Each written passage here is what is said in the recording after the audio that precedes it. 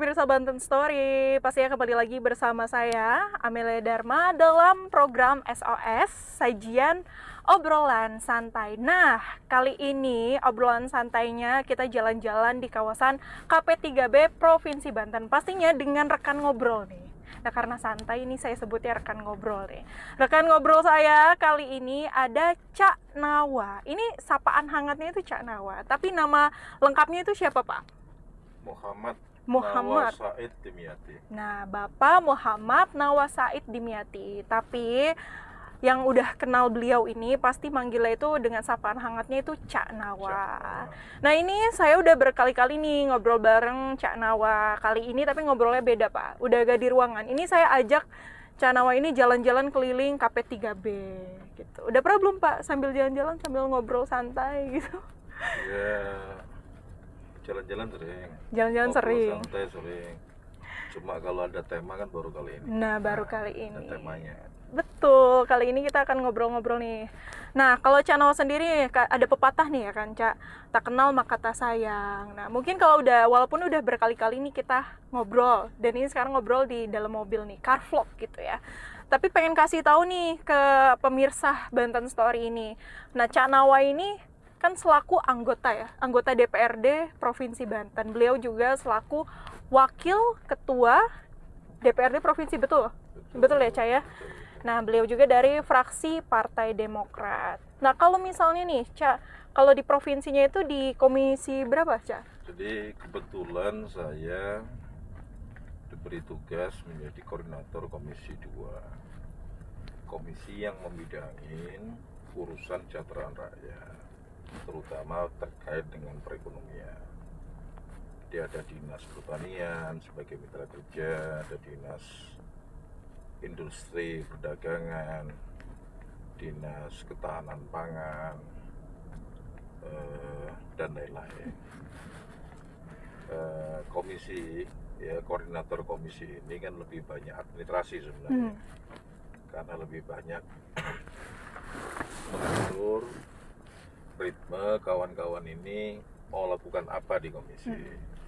Sedangkan yang bertindak day to day, pemimpin di komisi adalah pimpinan komisi, yaitu ketua, sekretaris, dan wakil ketua komisi. Begitu, Mbak Amel. Oke, tadi kan sudah disebutkan tuh sebenarnya Komisi 2 itu membidangi apa aja. Salah satunya tadi disebutkan oleh Cak Nawa itu tentang pertanian nih, Pak. Pertanian. Nah, saya pengen menggali lebih dalam lagi nih terkait pertanian. Namun sebelum itu nih, Cak, kan sekarang nih Cak Nawa berarti udah periode kesekian ya ini ya. Keberapa nih? Baru kedua. Baru kedua. Kalau ada kata-kata baru tuh berarti mau melanjutkan nih. Kira-kira nanti di tahun 2024 Cak Nawa apakah akan nyalek lagi? Insya Allah maju, tapi tidak ke provinsi, ke DPR RI. Wow, kalau sekarang kan udah 2 periode provinsi ya, Cak ya. Udah Sekarang 3 periode oh, di daerah ya. 3 periode Yang di pertama daerah. di Kabupaten Tangerang, Kabupaten Tangerang. provinsi 2 kali. Gantian lah, kalau kita tetap posisinya di sini, regenerasinya kan nggak akan berjalan. Jadi saya maju ke atas, challenge ya. Jadi dan tidak jadi nggak penting, yang paling penting adalah bagaimana cara kita ketika kita bertemu dengan masyarakat, ide dan pikiran kita, gagasan-gagasan besar Partai Demokrat, partai di mana saya bernaung, bisa kami sampaikan kepada publik.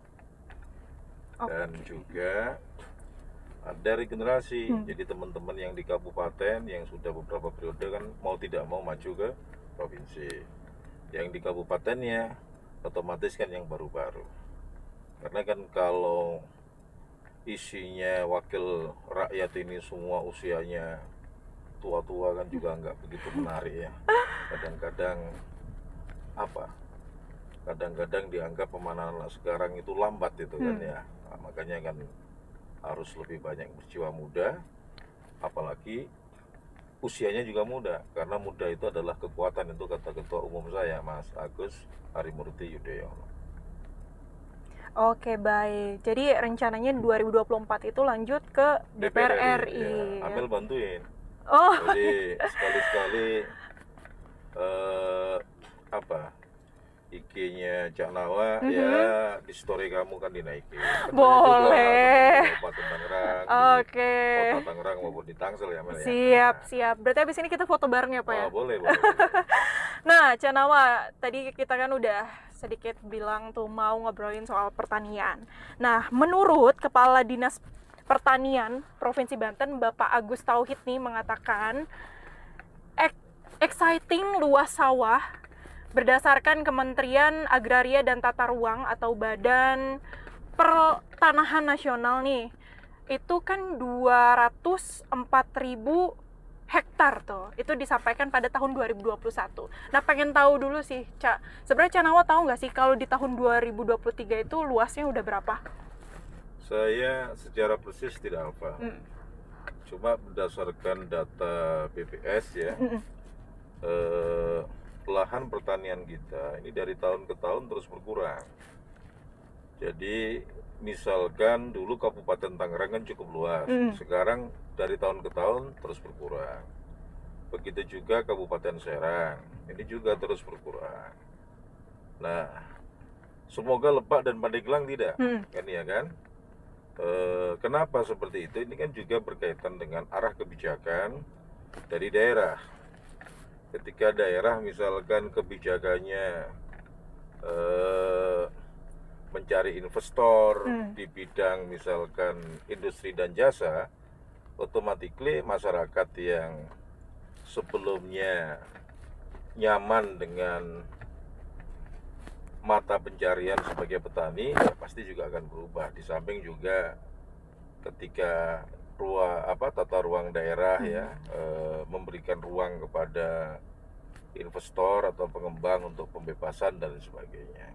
Jadi secara pasti saat ini saya belum tahu, nanti nunggu survei atau data yang disampaikan oleh BPS, karena BPS setiap tahun itu selalu mengupdate luas lahan pertanian yang ada di setiap daerah, termasuk di dalamnya di Provinsi Banten. Oke, tapi dilihat dari peminatnya nih Pak, kayaknya kalau para milenial itu minatnya kurang ya Pak di bidang pertanian. Ya dikarenakan kan persepsi, ya persepsi yang dikembangkan selama ini. Cuma kalau sampean datang misalkan ke mana, ke Batu, ke Batu keren, petani kol, petani kentang ya, petani wortel keren-keren, milenial banyak di sana, mau bekerja di sana, ya karena memang hasilnya juga cukup luar biasa bagus dari sisi penghasilan, dan mereka sudah menerapkan pola bercocok tanam itu lebih modern, ya lebih modern. Kalau di sini nih chip wheels dipakai untuk apa? Untuk touring ya, jadi ini di sana chip wheels itu dipakai untuk ke kebun, Buat ke ya, kebun. ke kebun untuk bertani. Nah hal kayak begini ini kan potensial di Banten ini kan ada, tetapi bagaimana political will pemerintah, kebijakan anggaran pemerintah ya mendorong itu, karena sampai dengan saat ini dari gubernur ke gubernur ya belum pernah ada yang menjadikan pertanian itu sebagai apa? Sebagai program unggulan. Yang ada cuma program-program lip service. Kenapa saya berani ngomong seperti itu? Ya lihat aja outputnya. Existing pertanian dari tahun ke tahun tidak semakin bertambah tetapi semakin berkurang. Oke, Canawa, tadi Canawa juga menyebutkan bahwa sebenarnya kalau di bidang pertanian ini kan sudah semakin menyusut.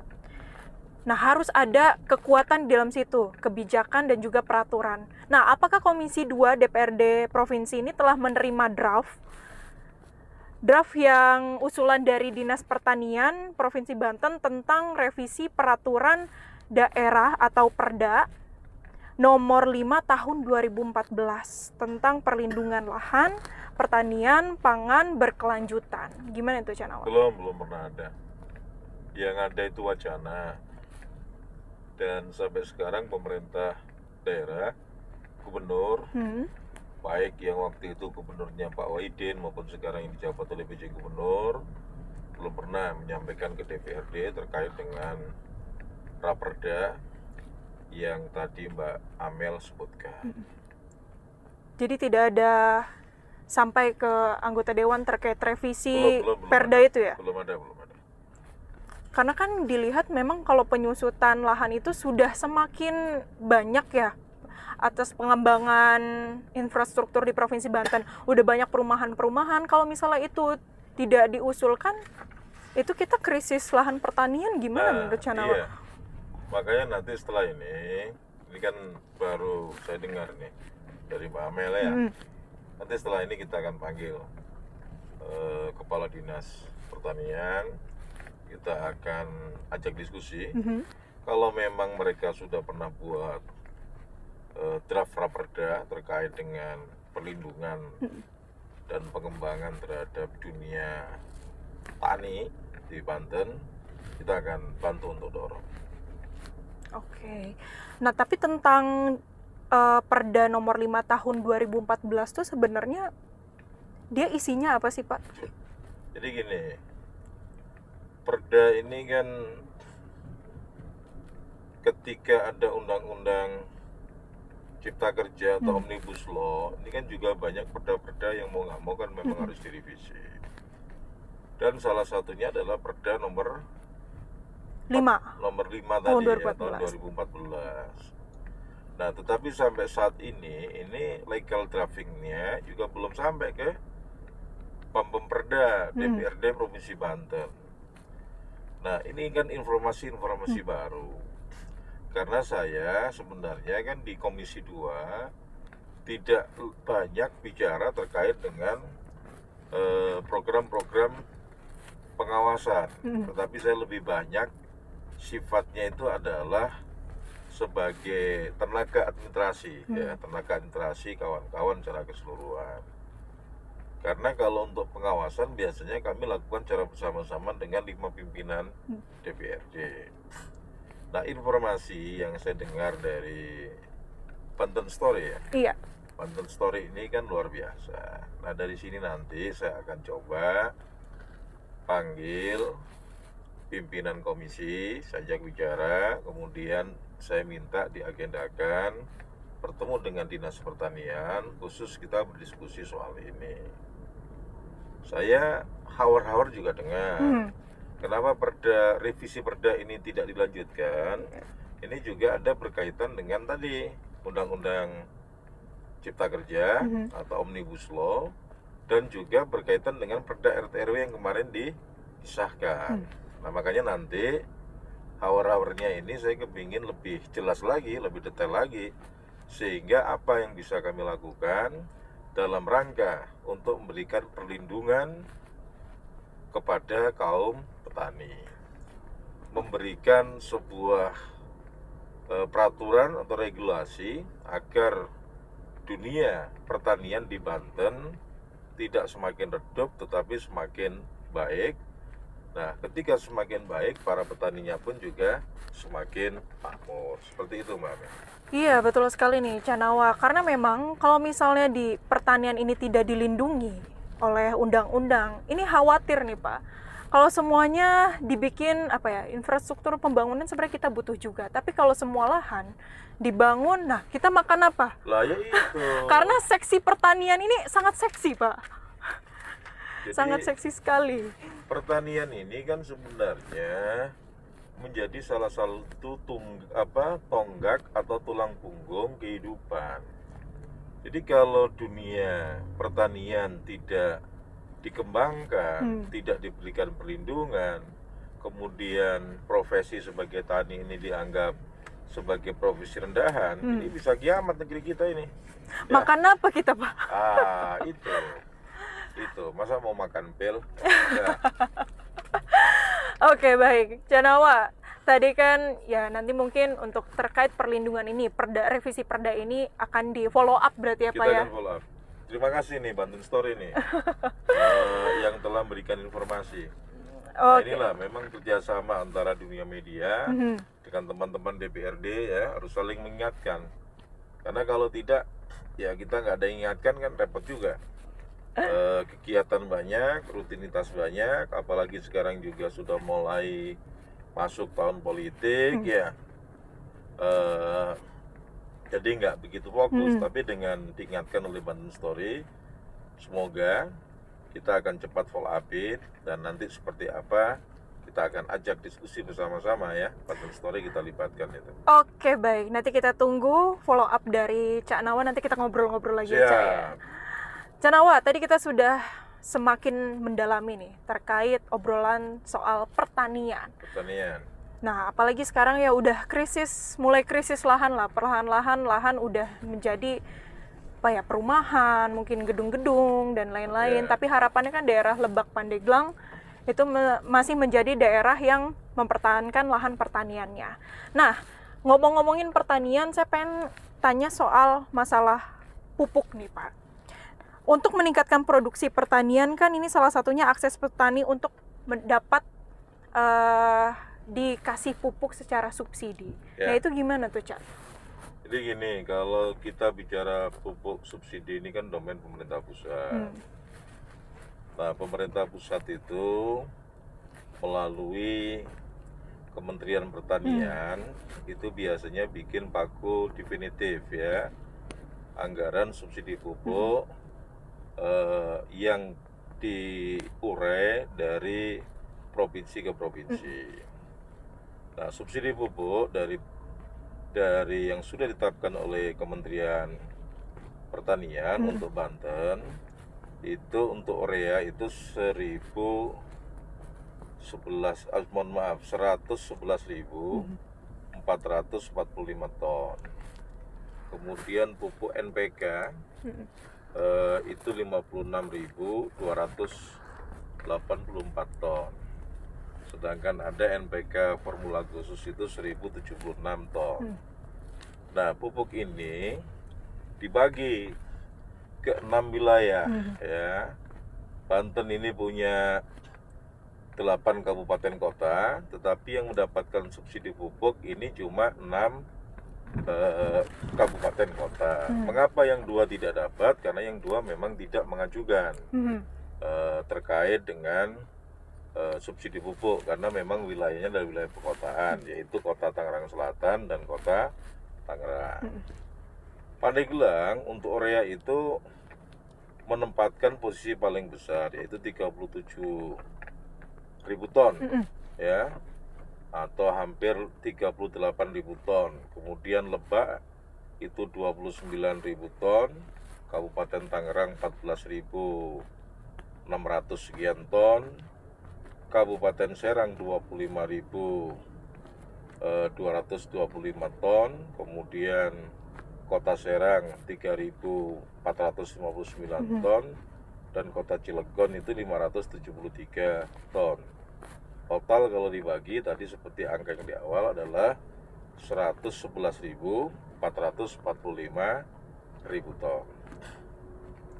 Sedangkan NPK itu pupuk yang digunakan tidak untuk sawah. Kalau urea kebanyakan kan sawah, palawija ya. Nah, ini kalau NPK ini agak lebih tinggi tingkatannya. Ini juga terbagi ke dalam 6 kabupaten kota. Totalnya tadi 56.000 sekian ton. Sedangkan NPK khusus ini yang ngajuin hanya Pandeglang, Lebak, dan Kabupaten Serang dengan total 1.776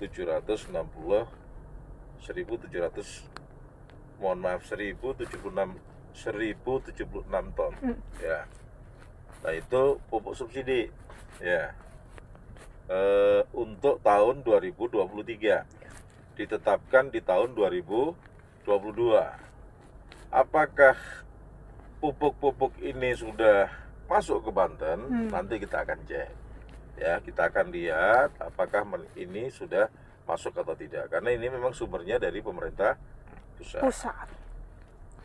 Oke, terkait Ombudsman Banten nih Pak, menemukan ada daerah yang masih belum menetapkan alokasi pupuk bersubsidi pada tahun 2023. Sampai dengan hari ini, pihaknya sudah menyurati bupati dan juga wali kota serta dinas-dinas yang membidangi pertanian di kabupaten maupun kota. Penetapan tersebut menjadi penting karena data elokasi menjadi basis data akan digunakan oleh pemerintah, Himbaran maupun PT Pupuk Indonesia dalam penyaluran pupuk bersubsidi pada tahun 2023. Terkait mendengar yang tadi saya sampaikan nih Pak, apa langkah tindakan Komisi 2 DPRD Provinsi Banten atas laporan tersebut dalam peran pengawasannya? Jadi laporan itu kan bisa benar bisa salah. Yang saya dapat informasi dari Kepala Dinas Pertanian Provinsi Banten, memang ada keterlambatan penetapan ya subsidi pupuk dari kabupaten kota. Tetapi yang harusnya di bulan September kalau tidak salah, kemudian dilakukannya di bulan Desember. Tapi semuanya sudah clear. Semua wilayah sudah clear. Hanya ada 2, Kota Tangerang dan Kota Tangerang Selatan yang memang tidak menetapkan karena mereka tidak membutuhkan pupuk bersubsidi. Jadi laporan ombudsman tadi ya, yang orang melaporkan ke ombudsman perlu dicek lagi, dan itu ombudsman harus melakukan kerja. Kalau seandainya dia temukan bahwa ternyata informasi ombudsman yang lebih valid dibandingkan informasi yang saya terima dari Dinas Pertanian, sampaikan ke kita. Kita akan panggil, kita akan tanya, dan kita akan minta pertanggungjawabannya. Oke. Itu belum tentu benar berarti ya Pak ya? Belum tentu benar.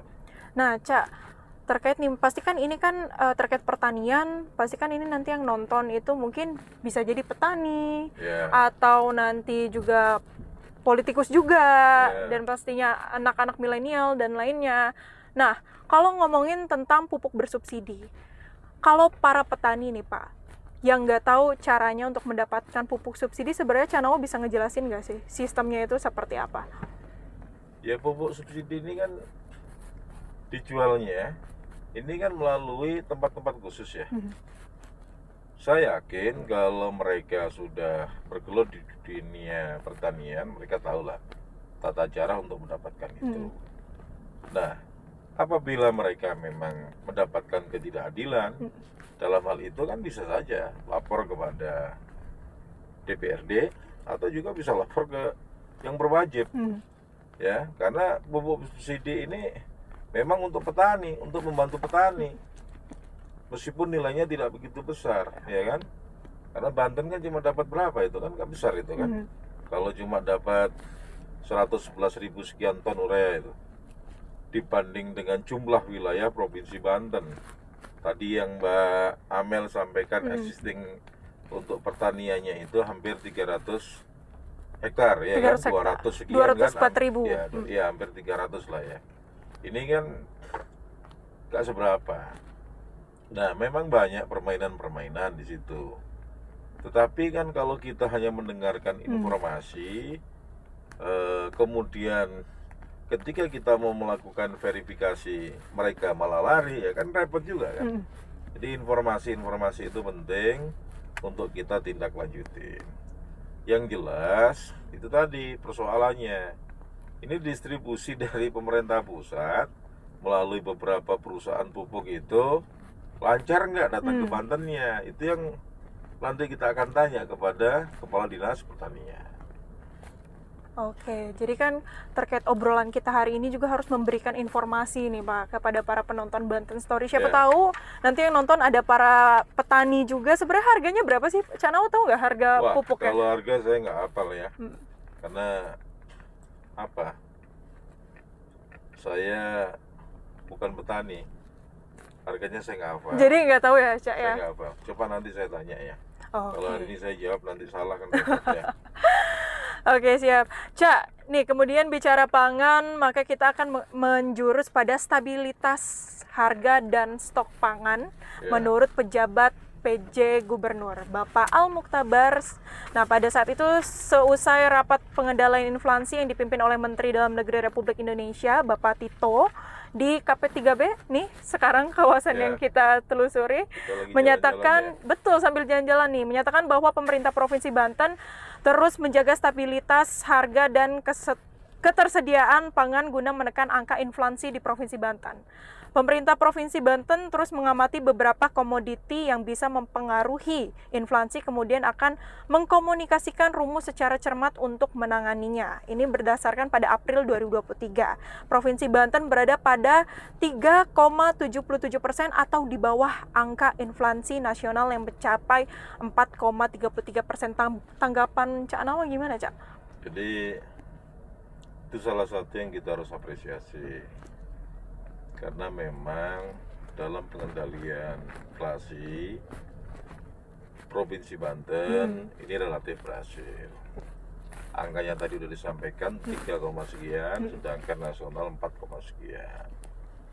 Tapi tidak bisa juga itu dianggap sebagai prestasi sendiri. Itu ada peran dari berbagai macam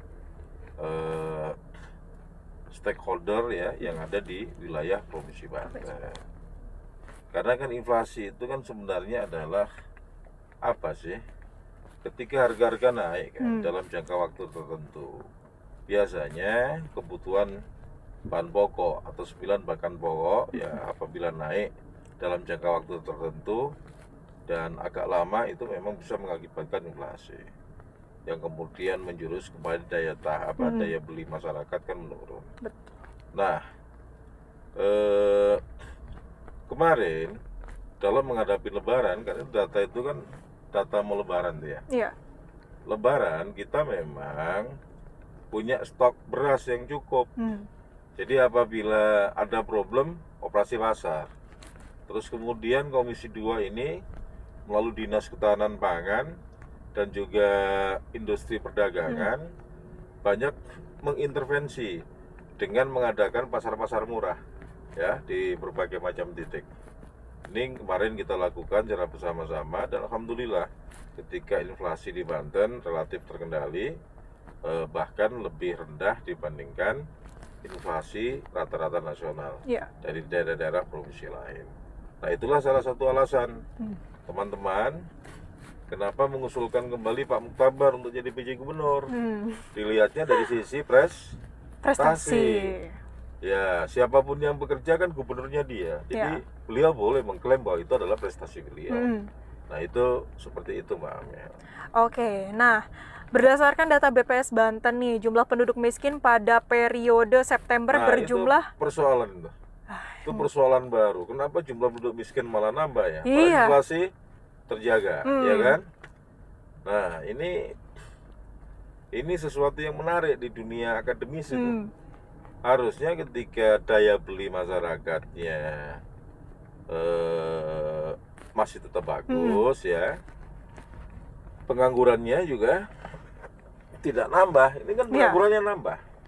Kalau kita bicara karena pengangguran nambah karena lulusan sekolah kejuruan sekian ribu atau apa kan nggak adil juga kalau itu yang kita pakai. Tetapi memang di Banten ini antara angka kemiskinan dengan angka pengangguran ini selalu tidak berimbang. Angka penganggurannya tinggi, angka kemiskinannya rendah. Bisa jadi ya, bisa jadi alat ukur yang dipakai untuk mendeteksi orang bekerja ini yang perlu disempurnakan. Amel ini kerja sehari kan nggak nyampe 5 jam. Iya. Seminggu nggak nyampe 36 jam. Itu kalau menurut BPS, Amel ini termasuk pengangguran. Termasuk ke pengangguran ya, Pak? Tapi Amel punya penghasilan kan? Betul. Nah, jadi orang yang punya penghasilan bisa jadi meskipun gede nih penghasilannya, dianggap nganggur. Orang yang bekerja bisa jadi penghasilan yang kecil dianggap orang bekerja. Karena memang ukuran untuk melihat orang kerja itu adalah minimal dia 5 jam sehari bekerja. Jadi kalau seminggu berapa? 36 jam ya seminggu. Kalau kerja-kerja kayak gini part time, kamu cuma 30 menit ya. Iya Pak. Ya, nggak masuk gitu kan.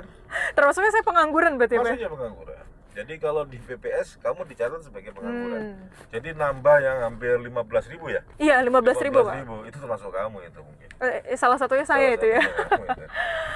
Oke, Ca. Ini berarti kan Provinsi Banten sekarang menduduki peringkat pertama loh, pengangguran ya. Kalau nggak pertama, kedua. Nah, sekarang pertama. Ketiga kalau nggak salah. Ketiga? Ketiga. Angkanya tinggi, Angkanya. tapi kalau dari sisi jumlah yang enggak. Jadi angka itu kan persentase. Tapi kalau dari jumlah yang enggak. Misalkan contoh, jumlah pengangguran, angka pengangguran misalkan di Banten dengan di Jawa Barat, ya mungkin tinggian di Banten. Ya. Tetapi kalau jumlah orang yang nganggur banyakkan di Jawa Barat. Jawa Barat. Itu kan angka yang dihitung berdasarkan dari jumlah penduduk dan dihitung lagi dari usia 18 tahun ke sana. Dari tahun ke tahun seperti itu, BPS selalu memotret seperti itu. Tetapi yang lucu angka kemiskinannya memang naik juga tahun ini, tapi nggak signifikan naiknya. Ya, artinya masih bisa terkendalikan. Jauh di bawah angka pengangguran. Nah, itulah yang anomali itu. Karena yang dilihat orang nganggur itu adalah orang yang nggak bekerja. Tetapi di Banten itu banyak orang yang nggak bekerja. Menurut definisi BPS, orang itu nggak bekerja, tetapi berpenghasilan. Bahkan penghasilannya jauh lebih besar dibandingkan orang-orang yang berstatus sebagai pekerja. Nah, kalau ngomongin angka kemiskinan nih, sebenarnya penyebab kalau di perkotaan itu rata-rata karena konsumsi rokok itu malah lebih banyak, gitu, Pak, dibanding komoditas di makanan. Bohong juga. Karena harga rokok mahal aja. Harga rokok kan sekarang mahal. Ya kan? Kalau biasanya mereka kan ngitungnya KHL, ya. Kualitas hidup layak itu ya. Hidup layaknya itu seperti apa? Mereka kan biasanya kan bicara kalau punya uang. Satu orang itu kan 10.000 sekian tuh sehari. Ya, kalau dia hitung pakai itu terus kemudian ada orang beli rokok, ya pasti ini rokok jadi apa? Jadi tersangka kan gitu kan. Enggak lah. Orang nggak akan beli rokok kalau di rumahnya belum terpenuhi kebutuhan pokok. Bapak-bapak bisa dikorek sama istri dan anaknya kan. Jadi jangan dijadikan alasan soal itu. Berarti penyebabnya bukan karena konsumsi rokok ya? Konsumsi rokok. Penyebabnya itu ya karena memang ekonomi nasional ini lagi tidak baik-baik saja. Jadi jangan kemudian rokok disalahkan. Karena rokok itu juga penghasil apa? Penghasil pendapatan negara. Cukai. Ya kan? Betul. Jadi kalau misalnya rokok itu bukan berarti penyebab kalau di perkotaan angka kemiskinan itu penyebabnya apa ya, Pak? Jadi lapangan pekerjaan semakin mengecil. Terus yang kedua sekarang itu hampir semua orang juga sudah mulai melakukan bisnis atau berdagang ya secara online kan. Persaingannya itu kan sangat luar biasa itu. Nah itulah sementara konsumsi publik itu tidak naik karena memang pendapatannya apa? Pendapatannya berkurang, pendapatannya tidak naik, jadi konsumsinya tetap, ya kan? Konsumsi tetap. Orang yang mengandalkan jual beli soal konsumsi kebutuhan publik ini begitu banyak, dan itulah salah satu penyebab kemiskinan. Ya, yang kedua adalah kesempatan bekerja, karena kan banyak pabrik-pabrik yang eksodus pindah ke Jawa. Karena kita nggak mampu memberikan perlindungan hukum ya terhadap perusahaan-perusahaan untuk bisa tumbuh dan berkembang di sini. Ini kan banyak ini yang pindah ke Jawa. Banyak pengangguran karena PHK. Ya kan? Ya, jadi lebih banyak berkaitan dengan ekonomi nasional kalau kayak begitu. Nggak bisa kita bicara parsial hanya Banten, hanya Serang, hanya Tangerang, nggak bisa. Tadi angka kemiskinan penyebabnya itu sampai rokok aja dituduh tuh, Pak. Rokok dituduh, lucu kan? Aduh. Jadi tersangka. Jadi tersangka rokok ya. Tapi emang konsumsi rokok di perkotaan itu banyak loh. Enggak juga. Apa Canawa ini enggak? Sekarang saya tanya, kalau saya ini punya uang, 100.000 nih Ya. sehari, ya. Saya akan memenuhi kebutuhan pokok makan anak dan istri saya dulu, atau saya mau beli rokok? Saya tanya. Makan anak istri dulu. Nah iya. Jadi kayak kemarin itu pas mau lebaran, pas mau puasa, kita kan cukup bagus itu. Kita punya sekian ribu ton kan. Jadi ketika di pasar harga mulai nggak terkendali, kita langsung turunkan kan.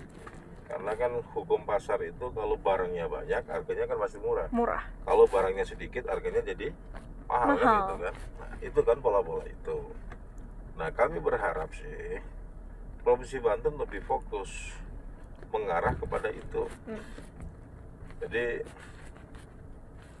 perlu bagaimana distribusi Sumatera Jawa ini juga dimanfaatkan. Kita ini kan transit dari Sumatera itu kan masuknya ke Banten dulu kan. Bawa apa saja kan itu kan. Nah, kalau itu yang dibawa itu bisa kita olah, kita kemudian kita kirim ke Jakarta atau ke pulau-pulau Jawa yang lain, udah olahan dari kita, ini kan juga pasti akan menambah lapangan pekerjaan, menambah income Provinsi Banten kan seperti itu. Nah, ini yang kita harapkan. Political will dari kepala daerah kita harapkan untuk berani melakukan itu, berani melakukan terobosan. Ya jangan infrastruktur jalan aja yang diurusin, nggak pernah kelar itu. Apalagi kalau pekerjaannya tidak memenuhi persyaratan kan, nggak akan pernah kelar. Tapi bagaimana sektor ekonomi publik, ya ini juga mulai digarap. Jadi jangan dibiarkan saja mereka nggak digarap. Petani, bagaimana supaya meningkatkan produksi petani, bagaimana cara untuk meningkatkan produksi perikanan. Kita punya laut yang luas, ya, tetapi kita tidak punya tempat sandar kapal yang memenuhi persyaratan, sehingga pas kapal-kapal besar sandarnya ke luar Banten. Ketika keluar Banten dianggap itu bukan hasil bumi dari Banten, meskipun dia jaring ikannya di wilayah Provinsi Banten. Ini kan perlu dibuat dermaga yang memadai ya dan lain sebagainya. Jadi intinya begini, pemerintah daerah juga sudah harus mulai berpikir bagaimana agar masyarakat yang sudah punya tradisi bermata pencarian dari tahun ke tahun, dari turunan ke turunan, ini dibantu, dikembangkan agar produktivitasnya semakin meningkat. Produktivitasnya semakin tinggi. Nah ini perlulah kita tantang, kita challenge itu PJ Gubernur yang baru diperpanjang kan masa jabatannya oleh pemerintah daerah, oleh pemerintah pusat ya. Jadi gitu Mbak Mel. Oke. Untuk closing statement nih, Cak Nawa, tolong sampaikan kepada para penonton Banten Story ini. Berikan closing statement yang sangat luar biasa. Jadi gini, pemirsa Banten Story, pembangunan itu adalah meningkatkan sesuatu yang ada, bukan membuat sesuatu yang baru. Kalau pembangunan itu meningkatkan sesuatu yang ada, maka di sini masyarakat Banten akan mendapatkan manfaatnya secara langsung. Tetapi kalau hanya menciptakan yang baru, ya ini mohon maaf, masyarakat Banten semakin hari akan semakin terpinggir, minggir gitu kan. Nah, yang menempati sesuatu yang baru ini adalah orang-orang yang memang sudah siap dari sisi ekonomi. Bisa jadi bukan orang asli Banten, bisa jadi pendatang dan lain sebagainya. Nah, saya berharap publik, masyarakat di pemilu 2024 nanti ya, gunakan hak pilihnya dengan baik, pilih orang-orang baik untuk menjadi pemimpin kita. Di pilkada nanti juga sama, pilih orang-orang baik untuk menjadi pemimpin kita. Kalau negeri ini lebih banyak diisi oleh orang baik, saya yakin harmoni itu bisa menjadi milik kita bersama. Saya pikir itu, Pak. Oke, baik. Terima kasih, Cak Nawa. Kita udah ngobrol-ngobrol nih, jalan-jalan di kawasan KP3B Ya sebentar lagi nanti kita akan balik lagi nih ke kantornya Cak Nawa nih di Sekretariat DPRD Provinsi Banten. Tadi juga Cak Nawa sudah menyampaikan closing statement-nya terkait obrolan kita tadi. Jadi jangan lupa tahun 2024 pilih pemimpin yang baik ya. Pemimpin yang baik. Pemimpin yang baik insya Allah harmonis dan juga harmoni. Itu saja obrolan kita kali ini. Nanti kita akan lanjut lagi ngobrol sama Cak Nawa. Mungkin nanti kita akan agendakan lagi ya Pak ya terkait Ya. follow up tadi. Boleh. Kita lanjutkan lagi. Kita panggil Dinas Pertanian tadi ya. Betul, luar biasa sekali obrolan kita hari ini. Cukup sekian dan terima kasih. Saya Amelia Dharma dan juga Cak Nawa. pamit undur diri. Wassalamualaikum warahmatullahi wabarakatuh.